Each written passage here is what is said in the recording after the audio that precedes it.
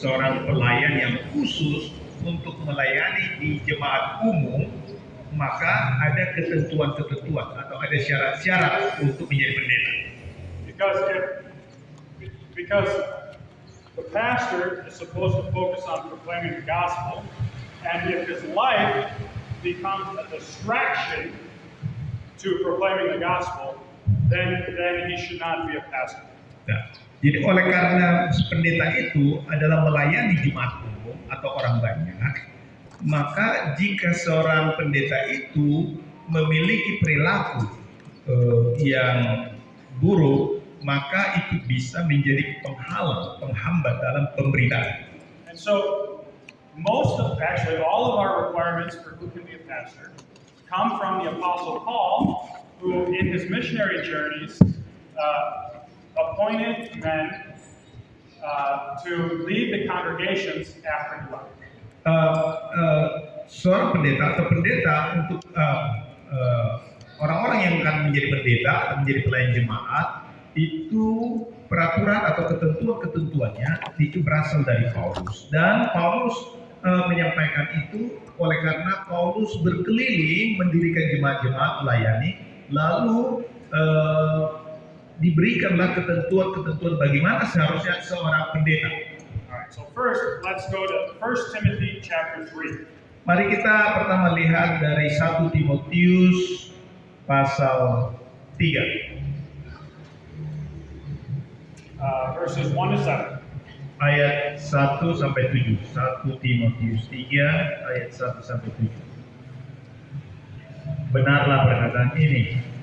Orang yang menghendaki jabatan penilik jemaat menginginkan pekerjaan yang indah. Karena itu penilik jemaat haruslah seorang yang tak bercacat, suami dari satu istri, dapat menahan diri, bijaksana, sopan, suka memberi tumpangan, cakap mengajar orang, bukan peminum, bukan pemarah, melainkan peramah, pendamai, bukan hamba uang, seorang kepala keluarga yang baik, disegani dan dihormati oleh anak-anaknya. Jikalau seorang tidak tahu mengepalai keluarganya sendiri, bagaimanakah ia dapat mengurus jemaat Allah? Janganlah ia seorang yang baru bertobat, agar jangan ia menjadi sombong dan kena hukuman iblis. Hendaklah ia juga mempunyai nama baik di luar jemaat, agar jangan ia digugat orang dan jatuh ke dalam jerat iblis. So this is basically a list of how a pastor's life should look.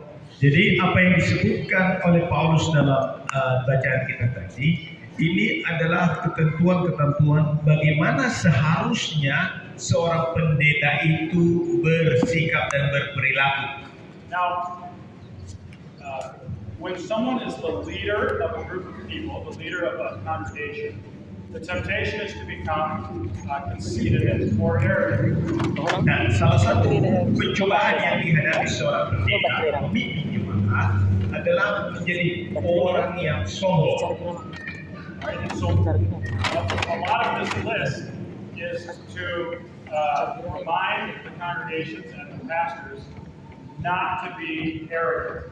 Jadi ketentuan-ketentuan yang diberikan oleh Paulus di sini adalah sebagai pengingat atau sebagai peringatan kepada jemaat agar tidak menjadi sombong atau congkak.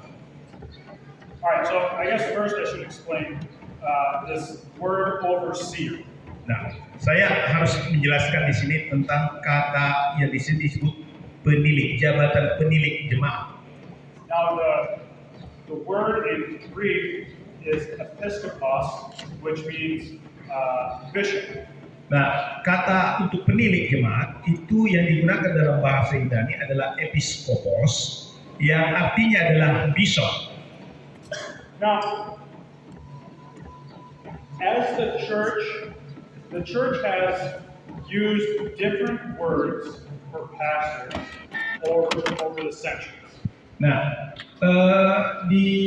selama berabad-abad, istilah untuk pendeta atau pastor itu ada cukup beragam, cukup banyak yang digunakan berbeda-beda, tapi merujuk kepada pastor. But the tasks and the requirements for who can be a pastor have not changed, but just the term for the person who leads the congregation has changed. Meskipun dengan istilah yang berbeda-beda digunakan dalam tulisan-tulisan Paulus atau perjanjian baru, akan tetapi tugas mereka adalah sama, tidak berubah. So in the time of Paul, when he's writing 1 Timothy, he called the leaders of the congregations, each congregation's leader, or we would call a pastor, Paul called them bishops.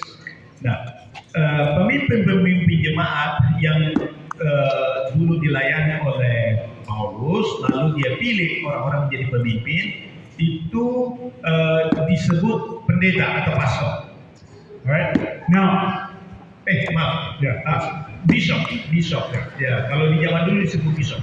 So, but then eventually, the pastors there were more and more churches, and the term bishop came to be used for the pastor who was in charge of several congregations.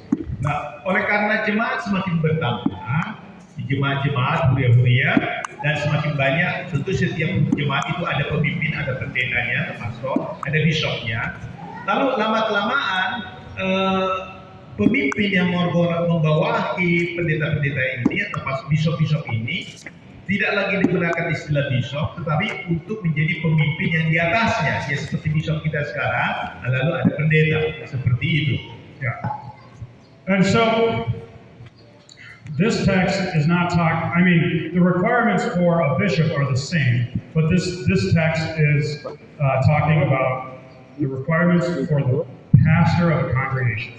Jadi meskipun istilah bishop yang digunakan di dalam Alkitab kita, tetapi itu sebenarnya adalah merujuk kepada pendeta-pendeta yang seperti sekarang ini, dan syarat-syaratnya untuk menjadi pastor atau bishop itu adalah seperti yang sudah disebutkan di bacaan kita tadi. Alright, so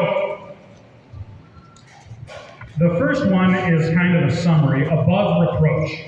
Nah, yang pertama yang disebutkan di situ yang sangat penting adalah di ayat 2. Haruslah seorang yang tak bercacat. Alright, above reproach means that he should not have open and manifest sin in his life. Yang tak bercacat atau tak bercela itu maksudnya dia tidak boleh seorang yang memiliki dosa yang terbuka atau yang diketahui oleh orang banyak.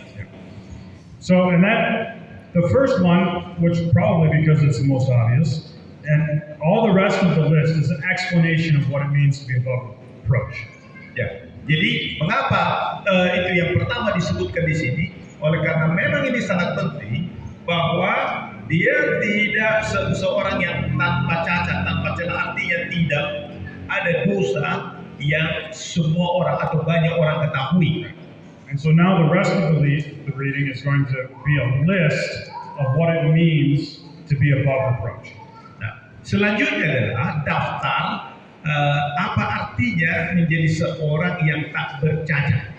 And so the first is a husband of one wife. Yang pertama adalah dia adalah suami dari satu orang istri. Now, this was written at a time when it was not common to have more than one wife, but it did happen. Memang bukanlah di zaman sekarang bukan sesuatu yang umum memiliki istri lebih dari satu. Tetapi kalau di zaman dulu itu adalah hal yang cukup lazim berlaku. So the plain meaning is if you have two wives, you cannot be a pastor. Jadi artinya kalau seseorang mempunyai dua istri, dia tidak boleh jadi pendeta. All right. Now, if a person was not a Christian and he took two wives and later he became a Christian, he still is responsible. He still has to take care of his wives. He's still responsible for the women he married, he can be a Christian, but he cannot be a pastor. Nah, tetapi kalau tadinya dia bukan orang Kristen, lalu dia punya istri lebih dari satu, kemudian menjadi Kristen, ya dia boleh jadi Kristen dan dia masih harus bertanggung jawab kepada istrinya yang dua ini atau lebih. Tapi tetap dia tidak boleh menjadi pendeta. A lot of people think that if you have more than one wife and you become a Christian, you have to divorce one of them. Memang ada banyak orang yang berpikir kalau ada seseorang yang tadinya bukan Kristen lalu punya dua istri kemudian menjadi Kristen, maka satu orang harus diceraikan. Ada orang yang berpendapat atau cukup banyak orang yang berpendapat begitu. But I don't think that's right, because the husband has already made promises to that woman, and I think it would be wrong to kick one of the women out of your household when you've promised to take care of her. Akan tetapi menurut Pastor Wood, ya tentu itu adalah suatu tindakan yang tidak benar. Oleh karena biar bagaimanapun, ketika menikah sebelum jadi Kristen, dia sudah berjanji untuk memberi istri dan mengurusnya. Lalu tiba-tiba setelah menjadi Kristen, lalu satu orang harus diceraikan atau ditendang seperti itu. Itu tentu tidak baik.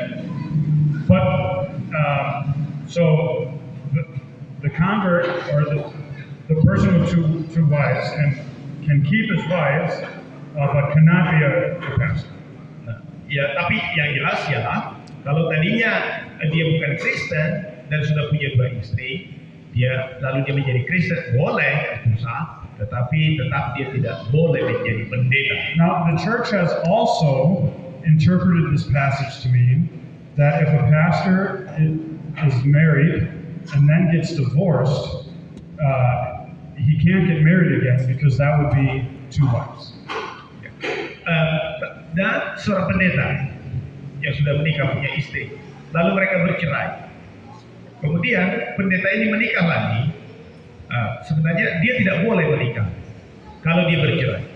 Mengapa? Sekalipun dia bercerai, lalu menikah lagi, itu tetap dia punya status dua istri. Alright?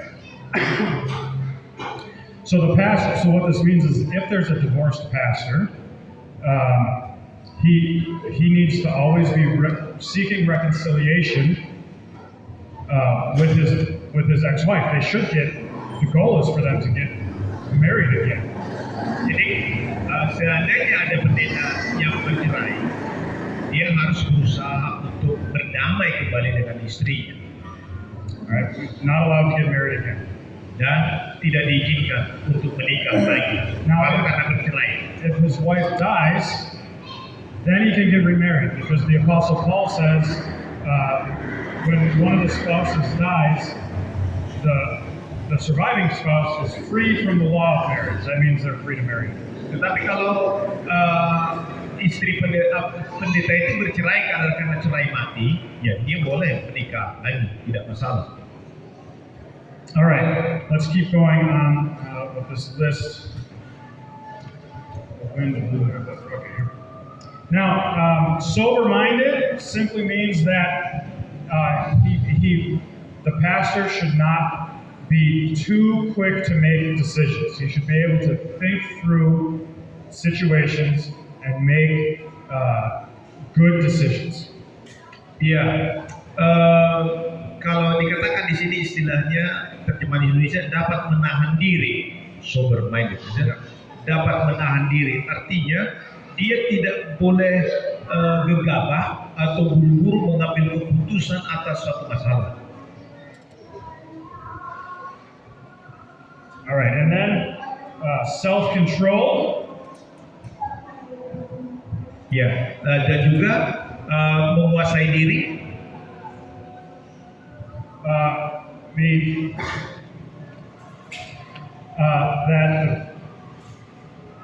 That the pastor needs to not have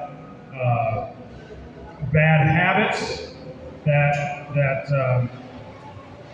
distract him from his work, and he needs to be disciplined and able to focus on proclaiming the gospel. Jadi dapat mengendalikan diri, dapat mengontrol diri. Artinya dia tidak boleh mempunyai perilaku yang akhirnya menjadi batu sandungan bagi orang lain sehingga mengganggu pelayanannya. So this doesn't always have to be with self-control against sin. It can be like something if a pastor really likes to work out, and that's all he does is work out.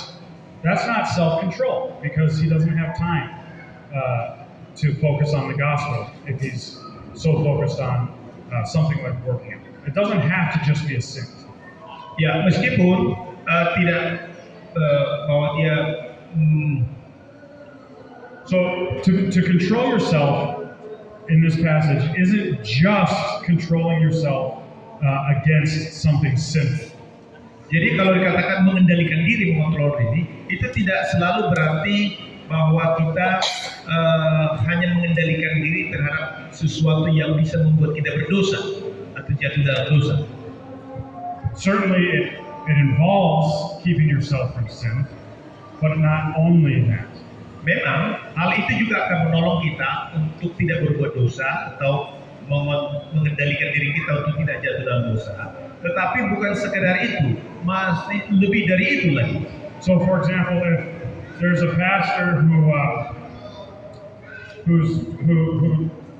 is always on Facebook, scrolling on Facebook all the time, that's not necessarily a sin, but it is a lack of self-control.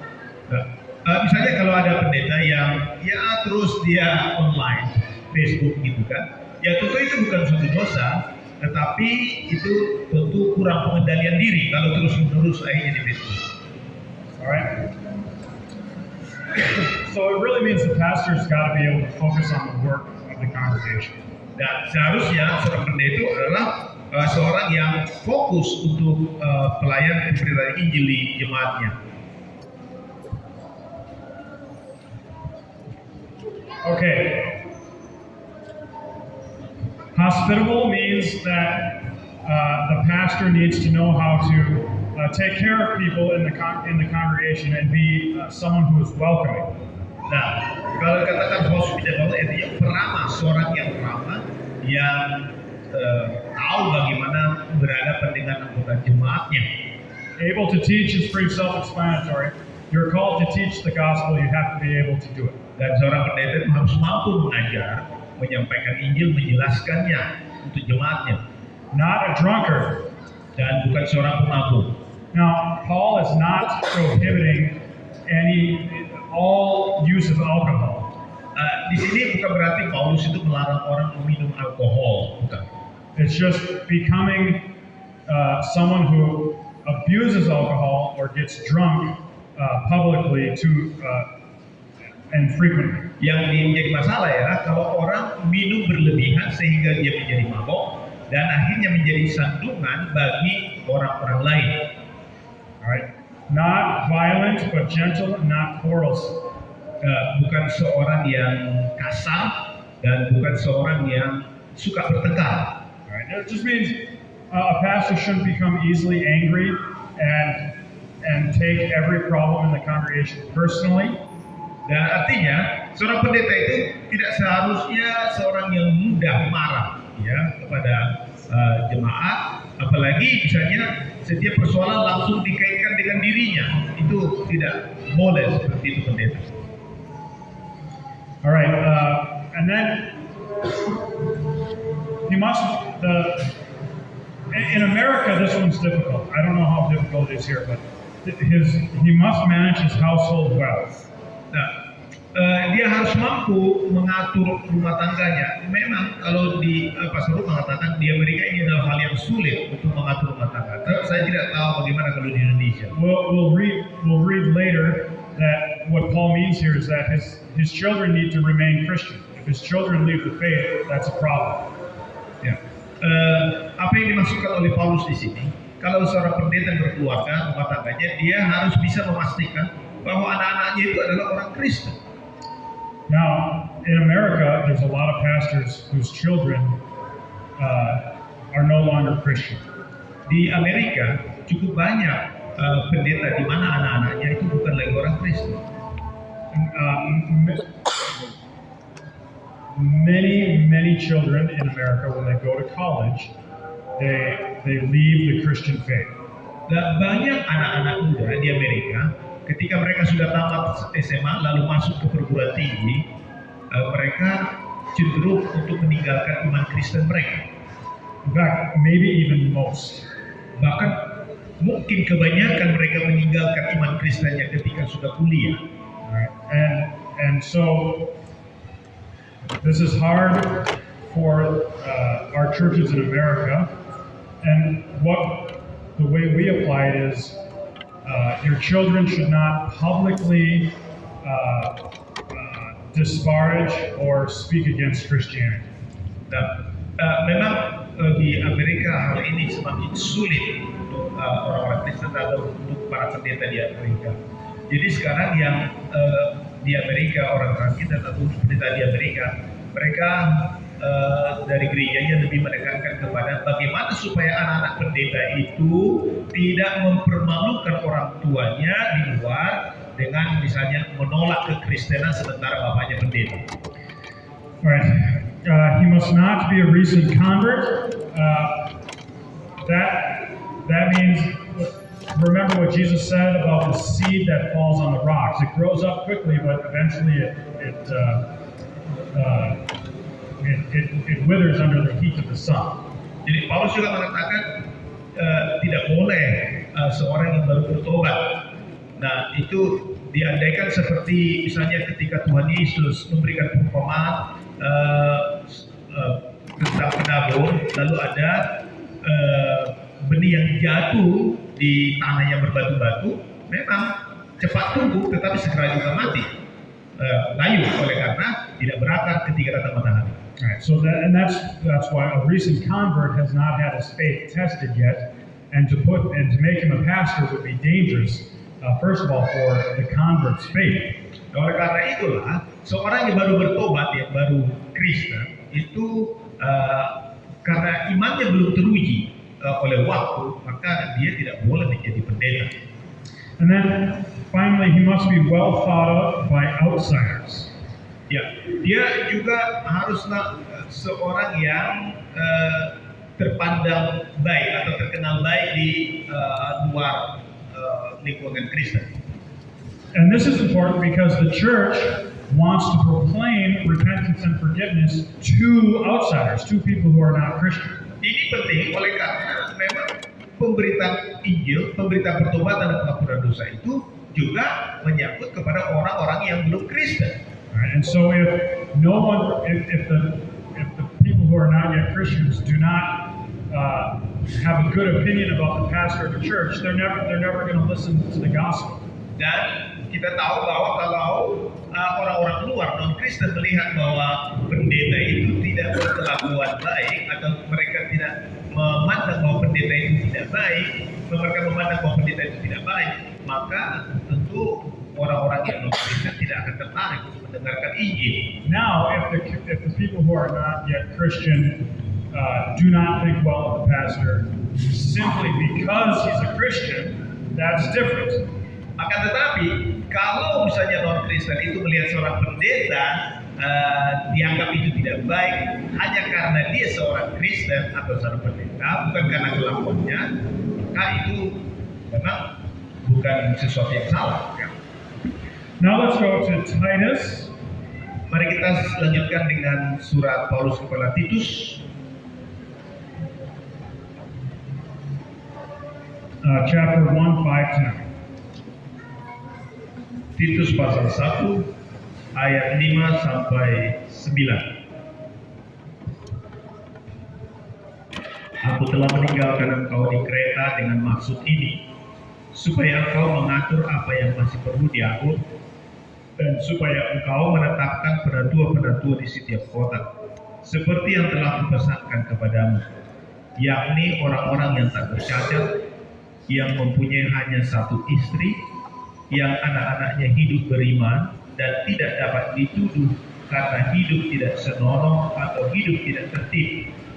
Sebab sebagai pengatur rumah Allah, seorang penilik jemaat harus tidak bercacat, tidak angkuh, bukan pemberani, bukan peminum, bukan pemarah, tidak serakah, melainkan suka memberi tumpangan, suka akan yang baik, bijaksana, adil, saleh, dapat menguasai diri, dan berpegang kepada perkataan yang benar, yang sesuai dengan ajaran yang sehat, supaya ia sanggup menasihati orang berdasarkan ajaran itu, dan sanggup meyakinkan penentang-penentangnya.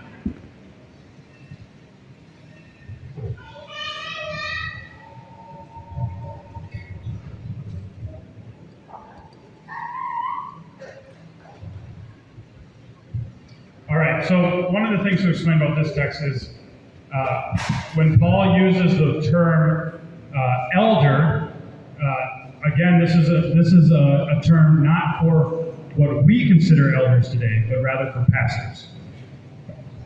Paulus memang di sini menggunakan istilah penatua yang disebut elder. Kita di gereja kita dan umumnya di gereja Kristen di mana-mana memang menggunakan istilah penatua. Akan tetapi istilah penatua yang digunakan Paulus di zamannya itu berbeda dengan penatua yang kita gunakan untuk sekarang atau sintua. Tidak sama dengan yang tertulis dalam Alkitab. So Paul uses it to mean pastor. Jadi kalau Paulus menyebutkan tentang penatua di dalam Alkitab, menetapkan penatua itu sebenarnya sama dengan pendeta. Alright, and this list is very similar to the list from 1 Timothy. Dan daftar yang terdapat dalam Titus yang kita baca tadi itu sangat mirip dengan apa yang disebutkan di dalam 1 Timotius tadi. The one thing I want to point out is verse 9. Nah, satu hal yang ingin saya soroti adalah pada ayat yang ke-9 dalam Titus 1. So a pastor must hold firm to the trustworthy word as taught. Di sini dikatakan dan berpegang kepada perkataan yang benar, yang sesuai dengan ajaran yang sehat. This is really the word of God. Nah, ini sesungguhnya adalah firman Tuhan. That the pastor must be faithful to the word of God. Bahwa seorang pendeta itu harus setia berpegang pada firman Tuhan. Alright, and the pastor doesn't get to teach whatever he wants. Seorang pendeta bukan mengajar berdasarkan apa yang diinginkan pendeta itu, atau seleranya. He must teach what the Bible teaches. Dia harus mengajarkan apa yang diajarkan Alkitab. Alright, and then he must be able to give instruction in sound doctrine. Dia harus bisa menyampaikan pengajaran dengan pengajaran yang benar, yang sehat. Yeah, that's just like earlier where it says able to teach. Dan sama seperti di awal tadi, dia harus mampu mengajar. But here Paul adds also to rebuke those who contradict. Tetapi di sini Paulus juga mengatakan dia harus sanggup meyakinkan penentang-penentangnya. So a pastor really needs to be brave because a pastor needs to be able to rebuke members of his congregation. Oleh karena itu, seorang pendeta memang haruslah seorang yang berani. Dia harus berani menegur jemaat yang melakukan dosa atau melakukan kesalahan. Alright? And also needs to be able to speak against error that is present in the community. Dan dia juga harus mampu menegur orang yang melakukan kesalahan atau melakukan dosa di tengah-tengah jemaat. Now I've heard that Jehovah's Witnesses used to be outlawed in Indonesia, but now it's legal. Nah, misalnya dulu saksi Yehova itu dilarang di Indonesia, bukan? Yeah. But now it's legal. Tetapi sekarang sudah sah, dia diakui oleh pemerintah. Now, in Indonesia, if I understand it correctly, there are only 5 or 6 recognized religions. Ya, kalau di Indonesia, kalau saya tidak salah, bahwa agama yang diakui Indonesia hanya 6 plus ini percaya. Oh, yeah. So, and why are the Jehovah's Witnesses allowed in Indonesia? Nah, itu mengapa dan bagaimana itu bisa saksi Yehova itu akhirnya diizinkan atau diakui di Indonesia? Because the government recognizes them as Christians. Nah, oleh karena pemerintah mengakui bahwa saksi Yehova itu adalah Kristen. All right. Now, this is an example here where Paul says a pastor must be able to rebuke and confront error. Nah, jadi apa yang seperti yang dikatakan Paulus di sini, bahwa seorang pendeta itu harus berani menegur kesalahan. Jadi orang Kristen juga seharusnya melakukan itu terhadap doktrin yang salah, pengajaran yang salah. Now, Jehovah's Witnesses are not Christian. They do not believe Jesus is God. Nah, saksi Yehova itu bukan Kristen. Alasannya adalah karena saksi Yehova itu tidak percaya bahwa Yesus itu Allah. They do not believe in the Trinity. Mereka juga tidak percaya kepada Allah Tritunggal. All right? And that means that pastors in Indonesia have the charge to confess, especially before the government, that Jehovah's Witnesses are not Christian. Jadi seharusnya orang-orang Kristen, katakanlah dalam hal ini PGI kan, atau seharusnya bisa mengatakan kepada pemerintah itu harus dikeluarkan sebagai agama Kristen, atau kalaupun mau diakui jangan masukkan ke kategori Kristen. Yeah, they cannot, and so Jehovah's Witnesses should be outlawed, and if not outlawed, then the government needs to recognize a seventh religion. Jadi kalau misalnya akhirnya orang Kristen bersama-sama yang mengakui Allah Tritunggal, maka saksi Yehova itu harus tidak boleh disebut sebagai Kristen. Dan kalau pemerintah juga mau mengakuinya, maka itu harus menjadi agama baru.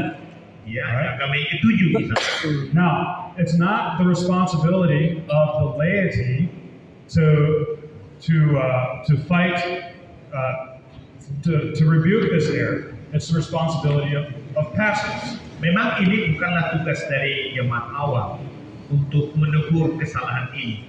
Itu terutama adalah tugas dari para pendeta. But I've heard representatives from the PGI try to convince us all that Jehovah's Witnesses are Christian. Sayangnya, menurut yang didengar oleh Pastor Bot, bahwa ternyata PGI sendiri sudah mencoba justru menyebarkan kepada gereja-gereja anggotanya bahwa saksi Yehova itu adalah Kristen. Alright, that's a failure to live up to the requirements to be a pastor that Paul outlines in the Bible. Itu berarti pendeta-pendeta dalam hal ini yang diwakili oleh PGI telah gagal menjalankan tugasnya untuk menegur orang yang melakukan kesalahan dalam pengajaran. And so if you ever hear a pastor try to tell you that Jehovah's Witnesses are Christian, you should tell him that he should not be a pastor because he doesn't qualify, because he refuses to rebuke error. Jadi kalau ada misalnya pendeta, misalnya saya katakan saksi Yehova itu Kristen, saya tidak layak jadi pendeta. Anda jemaat harus bisa mengatakan kepada seorang pendeta yang mengatakan, oh saksi Yehova itu Kristen, kita harus katakan, oh Anda tidak boleh menjadi pendeta, karena itu bukan Kristen saksi Yehova. Kalau Anda mengakui itu berarti Anda tidak mengakui. Because a pastor is especially responsible for the public confession of the church. Sebab pendeta itu mempunyai tugas khusus, yaitu untuk menyampaikan pengakuan yang benar di tengah jemaat, tetapi juga untuk menyatakan kebenaran sesuai dengan firman Tuhan dengan berani. Yeah, just for in the congregation and to the world.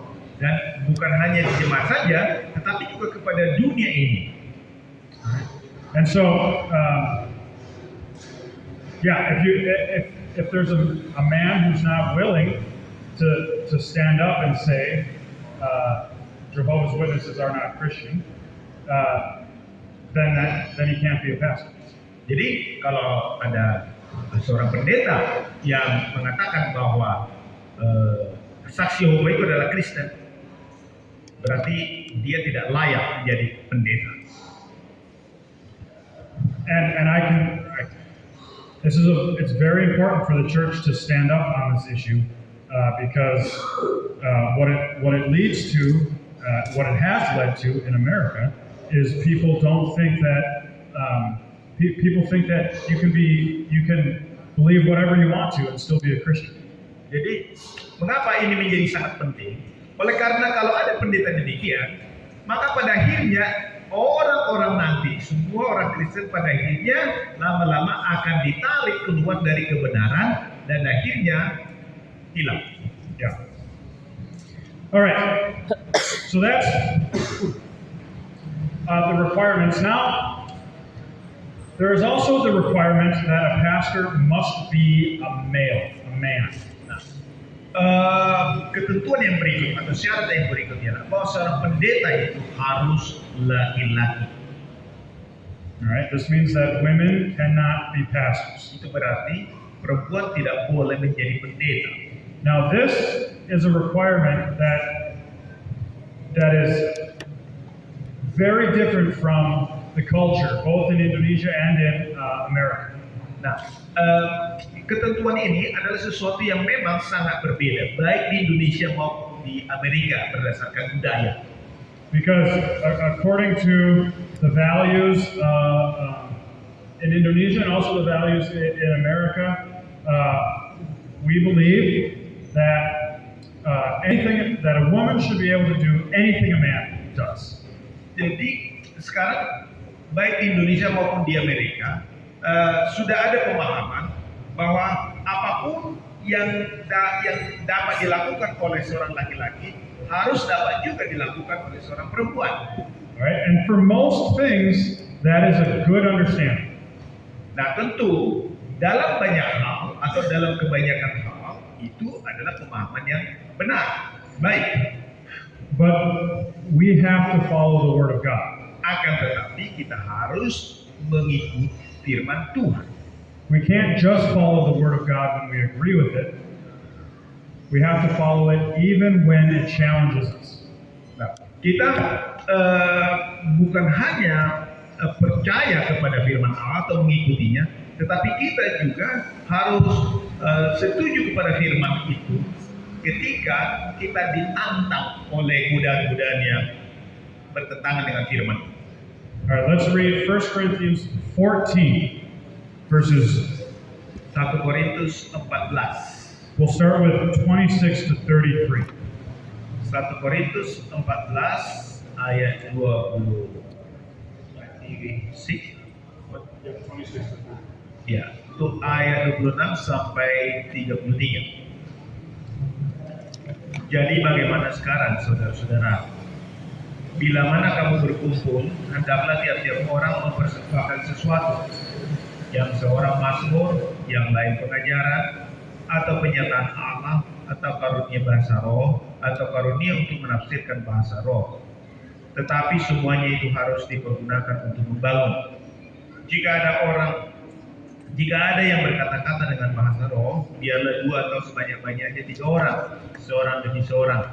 Dan harus ada seorang lain untuk menafsirkannya. Jika tidak ada orang yang dapat menafsirkannya, hendaklah mereka berdiam diri dalam pertemuan jemaat dan hanya boleh berkata-kata kepada dirinya sendiri dan kepada Allah. Tentang nabi-nabi, baiklah 2 atau 3 orang diantaranya berkata-kata dan yang lain menanggapi apa yang mereka katakan. Tetapi jika seorang lain yang duduk di situ mendapat pernyataan, maka yang pertama itu harus berdiam diri. Sebab kamu semua boleh bernubuat seorang demi seorang, sehingga kamu semua dapat belajar dan beroleh kekuatan. Karunia nabi takluk kepada nabi-nabi. Sebab Allah tidak menghendaki kekacauan, tetapi damai sejahtera. So here Paul is talking about the church gathering for worship. Nah, di sini Paulus berbicara tentang jemaat yang berkumpul untuk beribadah. And in that worship, he's especially talking about when it comes time to teach. Nah, di dalam ibadah, ya ketika apa yang Paulus katakan, ketika tiba pada waktu untuk mengajar. Now in Paul's day, there could be maybe there was a time for members of the congregation to stand up and speak what they thought was important.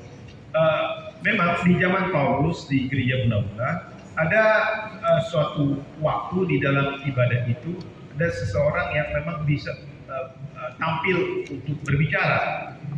But what was happening was everyone was trying to stand up and speak at the same time. Akan tetapi apa yang akan terjadi ketika setiap orang pada akhirnya berdiri dan berbicara? All right, and he said, no, only one person speaks at a time so everyone can listen and learn. Nah, apa yang Paulus katakan? Oh tidak boleh seperti itu. Yang boleh hanya satu orang berbicara. All right? One person and then maybe another person, not just the pastor, but as long as there's an order, more than one person can speak, but just not at the same time. Memang tidak harus satu, tetapi kalau ada beberapa, tetapi bukan pada waktu yang sama secara bergantian. Dan memang ini di zaman Paulus tidak selalu harus pendeta pada waktu itu. All right. And then he goes on to give further instruction about the women. And the problem, I want us to make sure that the context, we know the context. The context is in worship during official teaching.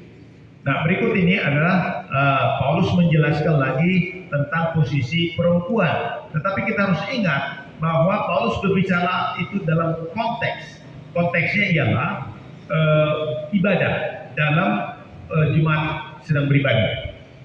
All right, so let's read 34 and 35. Sekarang ayat 34 sampai 35, 1 Korintus 14. Sama seperti dalam semua jemaat orang-orang kudus, perempuan-perempuan harus berdiam diri dalam pertemuan-pertemuan jemaat. Sebab mereka tidak diperbolehkan untuk berbicara. Mereka harus menundukkan diri, seperti yang dikatakan juga oleh hukum Taurat. Jika mereka ingin mengetahui sesuatu, baiklah mereka menanyakannya kepada suaminya di rumah. Sebab tidak sopan bagi perempuan untuk berbicara dalam pertemuan jemaat. All right. I mean, Paul, that's very clear from the Apostle Paul. Nah, di sini kita lihat ini sungguh jelas bahwa ini berasal dari apa yang disampaikan Paulus. I didn't say it. Paul said it, and it's in the Bible. Dan saya tidak mengatakan bahwa ini berasal dari Paulus, tetapi ini tertulis dalam Alkitab. Itu yang dikatakan Alkitab. All right. Now, there's two ways people try to say that this does not apply to the church today. Nah, ada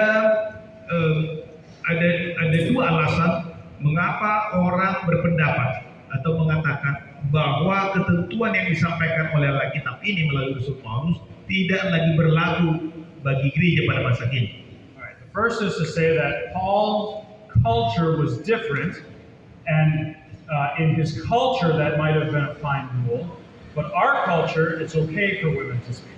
Nah, alasan pertama yang menolak bahwa ini lagi tidak berlaku lagi, mereka mengatakan bahwa budaya di zaman Paulus itu berbeda dengan di budaya kita. Kalau mungkin di zaman Paulus itu memang ada aturan yang melarang perempuan. Tetapi kalau di budaya kita zaman sekarang ya tidak ada larangan itu. Alright, but that explanation doesn't work because Paul, a Hebrew, is talking to a Greek congregation. Akan tetapi alasan itu tidak tepat, bahkan tidak benar, oleh karena Paulus adalah seorang Ibrani dan dia berbicara kepada jemaat orang-orang yang bukan Ibrani. So the Corinthians were Greeks, and in the Greek or the Roman worship, women could speak. It wasn't a problem. Nah, Paulus berbicara kepada orang-orang Korintus yang adalah orang-orang bangsa Yunani atau di zaman kekaisaran Romawi. Di zaman itu justru para perempuanlah yang banyak berbicara kalau di pertemuan-pertemuan atau ibadah kafir. So, um, the culture of Paul's day said that a woman could speak in worship. Artinya sebenarnya di zaman Paulus itu perempuan justru boleh berbicara ketika dalam ibadah atau dengan kata lain mengajar. So Paul is trying to correct the culture. Jadi sebenarnya apa yang Paulus katakan di sini bahwa tidak diizinkan perempuan mengajar, dia justru ingin mengoreksi budaya yang salah. Right, and so our culture is the same way. We assume that in worship, a woman should be able to do whatever a man should be able to do. And Paul, just like he was correcting the Greeks, offers a correction for us too. Jadi ketika kita mengatakan atau budaya kita mengatakan ya perempuan boleh jadi pendeta, boleh berbicara di jemaat ketika ibadah. Nah, tetapi sama seperti Paulus mengoreksi jemaat Korintus yang melawan budaya yang salah itu dalam jemaat, demikian juga Paulus mengoreksi kita jika kita memiliki pemikiran atau pemahaman yang sama seperti itu. And he also says this is the way it is in all the churches of the saints. Dan Paulus mengatakan bahwa semua gereja atau jemaat itu adalah sama pengajarannya. And in Paul's day, there were churches in many different cultures. Dan di zaman Paulus ada banyak jemaat-jemaat yang sebenarnya terdiri dari budaya-budaya yang berbeda. Right? So, I mean, the Hebrew culture and the Greek culture were very different, but they still had the same rule. Artinya, budaya orang Ibrani atau orang Yahudi dan budaya orang Yunani itu sangat berbeda. Akan tetapi aturan di jemaat itu tetap sama menurut Alkitab.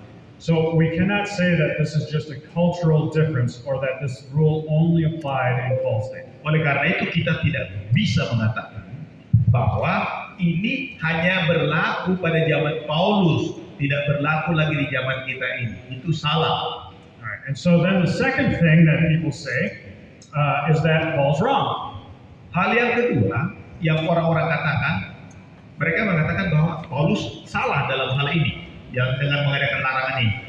A lot of church leaders in the world today will say, yes, I know that Paul says women can't be pastors, and I know that Paul wants that to be the case for all churches and all places and all times, and I believe that Paul is wrong.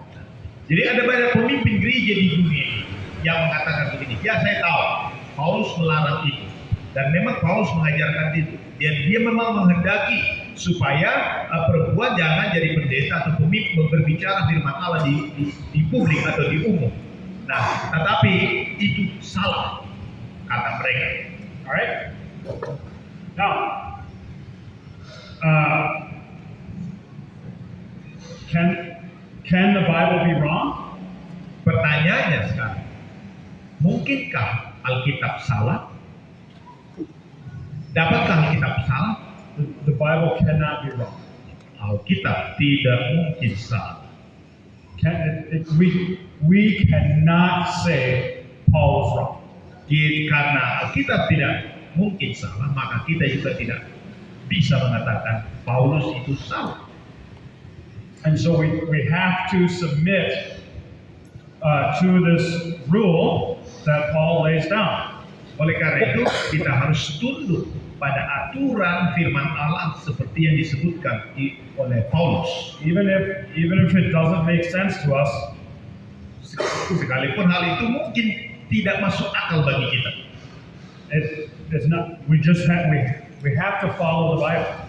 Meskipun itu tidak masuk akal bagi kita, namun kita harus tetap percaya pada Alkitab. Now, the other thing that happens is every church, this hasn't happened in Indonesia yet, but in America and Europe, every church that ordains women uses the same logic and argument to embrace homosexuality. Nah, mungkin di Indonesia belum terjadi, tetapi di Amerika sudah banyak terjadi dan juga di Eropa, bahwa ketika gereja itu mulai menahbiskan perempuan jadi pendeta, maka tidak lama kemudian segera akan mengakui juga homoseks. That has happened in every church in America that ordains it. Dan itu terjadi di setiap gereja di Amerika yang sudah menafsirkan perempuan jadi pendeta. Because once you say that Paul is wrong about women pastors, it's very easy later to say Paul was wrong about homosexuality. Sebab ketika kita mengatakan bahwa Paulus salah dalam hal ini, bahwa yang mengatakan tidak boleh perempuan ditahbiskan, maka segera juga kita akan mengatakan bahwa Paulus salah ketika mengatakan homoseks adalah dosa. Alright? That hasn't happened yet in Indonesia because the culture, the general culture of Indonesia still recognizes that men and women should marry and have children, but it's coming. Memang di Indonesia belum terjadi karena budaya di Indonesia masih mengakui dan menghargai bahwa pernikahan itu adalah antara laki-laki dan perempuan. Now, there are very powerful forces in this world that want Indonesia to embrace homosexuality. Akan tetapi ada kekuatan di dunia ini di luar Indonesia yang menghendaki supaya di Indonesia ini pada akhirnya kelompok homoseks itu diakui. Alright? And so if we are not faithful when it comes to female pastors, we're not going to be able to be faithful later when it comes to rejecting homosexuality. Maka ketika kita tidak setia percaya kepada apa yang dikatakan firman Tuhan dalam hal ini, termasuk misalnya tidak boleh perempuan menjadi pendeta, maka tidak lama lagi kita akan pada akhirnya mengakui juga apa yang disebut dengan homoseks atau LGBT. Di Amerika sudah diberkati pernikahan sejenis. Evangelical Lutheran, gereja ini. Iya. All right, now let's go to 1 Timothy chapter 2. Mari kita lihat 1 Timotius pasal 2. And we'll read verses 8 to 14.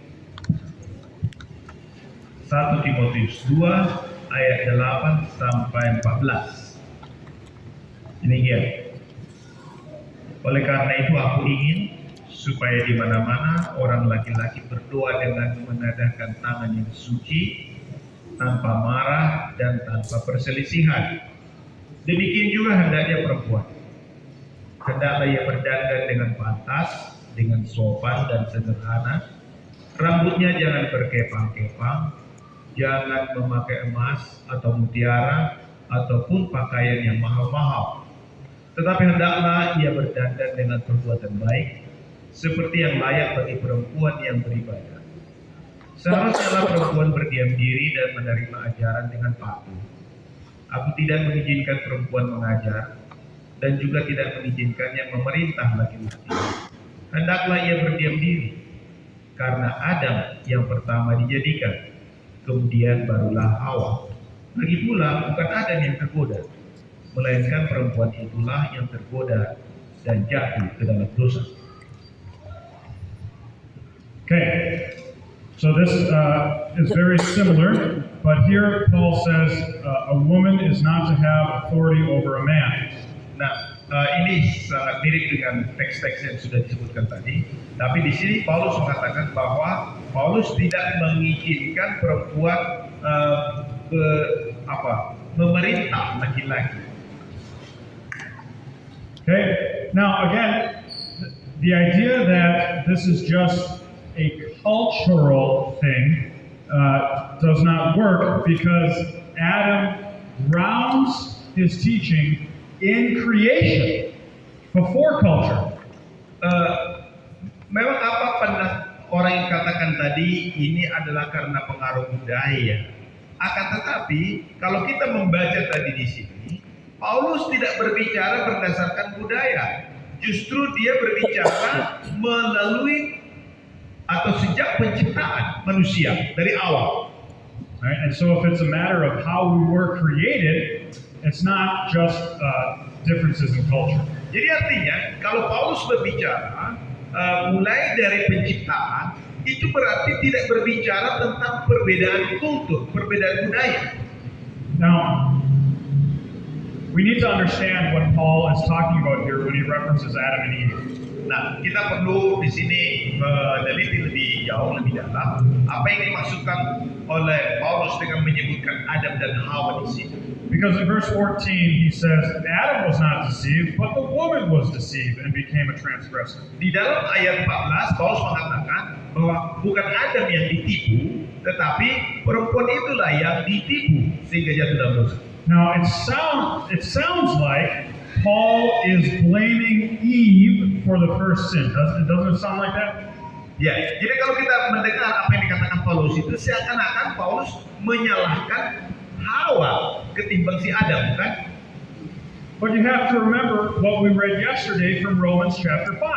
Maka tetapi kita harus ingat apa yang sudah kita baca kemarin di dalam Roma pasal 5. Alright? Paul says that sin entered the world through one person. Who was it? Nah, Paulus mengatakan di dalam Roma 5 bahwa dosa masuk ke dalam dunia melalui satu orang. Siapakah itu? Satu orang itu. Siapa? Adam. Ada. Paul blames Adam, not Eve, for the Jadi first sin. perhatikan, di dalam Roma 5 tadi, yang disalahkan Paulus yang menyebabkan seluruh dunia ini jatuh dan masuk ke dalam dosa adalah Adam, bukan Hawa. So what does Paul mean here then when he says Adam was not deceived, but the woman was deceived and became a transgressor? Jadi apa yang dimaksudkan di sini ketika Paulus mengatakan bukan Adam yang ditipu atau diperdaya, tetapi Hawa. He wants us to think of the whole story. Nah, Paulus ingin kita memikirkan atau berpikir dalam konteks seluruh cerita. Alright, so where was Adam when Eve was talking to the serpent? Pertanyaannya, di manakah Adam pada waktu Hawa ditipu oleh ular itu? Di mana si Adam ketika ditipu oleh si ular, lalu dia ambil buah itu, dia makan. Di mana si Adam? What did Eve do right after she ate the fruit? Apa yang dilakukan oleh si Hawa setelah dia makan buah itu? She handed it to her husband who was with her. Setelah dia makan, dia ambil, dia makan, lalu dia berikan kepada Adam. Adam was there the whole time. Artinya, pada saat itu Adam ada di situ sepanjang hari. He was there. He was there, and he watched Eve speak with the serpent, take the fruit, and eat the fruit. He saw it all, and he let it all happen. Jadi ketika Hawa berbincang-bincang dengan si ular, Adam ada di situ. Dia melihat, dia mendengar percakapan mereka. Now, Paul says Adam was not deceived. He wasn't confused. He knew what was right. Jadi Paulus tadi mengatakan bahwa bukan Adam memang yang tertipu, tetapi dia tahu apa yang benar dan apa yang salah. And he let his wife Eve pick the fruit and eat it anyway. Namun Adam membiarkan si Hawa mengambil buah itu dan memakannya. That's why Adam's responsible for the first sin. Itulah sebabnya mengapa Pauluslah yang paling bertanggung jawab ketika Hawa melakukan dosa itu. Because he failed as a husband and a teacher. Karena dia gagal menjalankan panggilannya sebagai suami dan juga sebagai guru. He needed to be there for Eve to protect her and to teach her again about the fruit that they were commanded not to eat. Dia seharusnya mengajar si Hawa, melarang si Hawa bahwa buah itu tidak boleh dimakan. but instead he let his wife lead, and he took the fruit from her and ate it. Tapi sebaliknya yang dilakukan adalah dia membiarkan si Hawa istrinya dan bahkan mengambil buah itu dan dia makan. So what Paul means in Titus is that he's saying when a man fails to lead, Jadi apa yang dikatakan oleh Paulus di sini dalam Timotius ini, ketika seorang laki-laki gagal memimpin, then he is failing the people, especially the women around him. dan itu berarti dia membiarkan khususnya kaum perempuan gagal dalam mengikuti firman Tuhan. So what Paul is saying here is that the fall into sin was the result of a man not living up to his authority as husband and teacher. Jadi kesalahan laki-laki ialah ketika dia gagal untuk mengajarkan kebenaran dan mempertahankan kebenaran, membiarkan kesesatan terjadi. That same failure cannot happen in church. Kesalahan yang demikian bisa juga terjadi di gereja. And Paul does not want it to happen in church. Dan Paulus tidak ingin hal itu terjadi di gereja. He wants the men to step up and lead. Dia menginginkan supaya laki-laki mengambil langkah, mengambil tempat untuk memimpin. All right? And so it's not so much that the women cannot as it is the men must do this. Ini bukan menyangkut bahwa perempuan itu tidak bisa melakukan seperti yang dilakukan oleh laki-laki.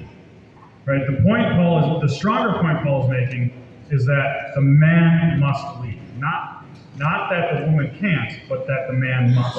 Jadi bukan masalah perempuan itu tidak mampu, bukan masalah kemampuan.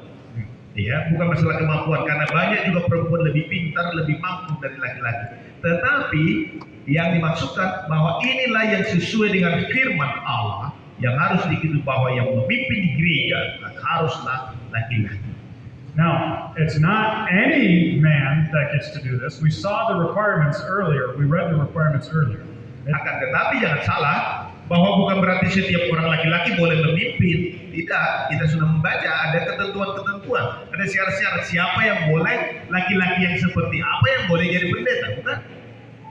So, again, this is difficult for us in the 21st century to accept. Memang ini adalah sesuatu yang sulit bagi kita di abad ke-21 ini untuk menerimanya. But it is the word of God, and we must submit to it.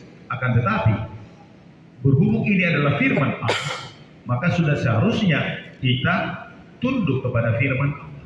And so what this means is that in church, in worship, when men sit and listen to women teach and preach, they're failing.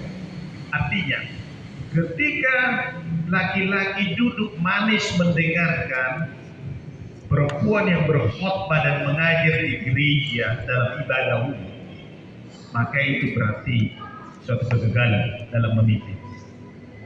And it's the failure of the man. Dan itu adalah kegagalan kaum laki-laki To not stand up and be the leaders God wants us to be. karena laki-laki tidak berdiri di atas kebenaran sesuai dengan firman Allah untuk memimpin. Now remember, one of the requirements to be a pastor was to be brave enough to rebuke error. Ingat apa tadi yang disebutkan di dalam ketentuan atau syarat menjadi seorang pendeta atau pastor itu adalah salah satunya dia harus seorang pendeta yang berani untuk menegur yang salah. Right? And it's a man needs a lot of bravery to rebuke a woman for teaching. Memang seorang laki-laki membutuhkan kekuatan, keberanian yang kuat, yang teguh untuk mengoreksi pengajaran yang salah. Especially when the wrong lesson is being taught by a woman. Apalagi kalau misalnya ada pengajaran yang salah yang disampaikan oleh seorang perempuan, pengajar perempuan.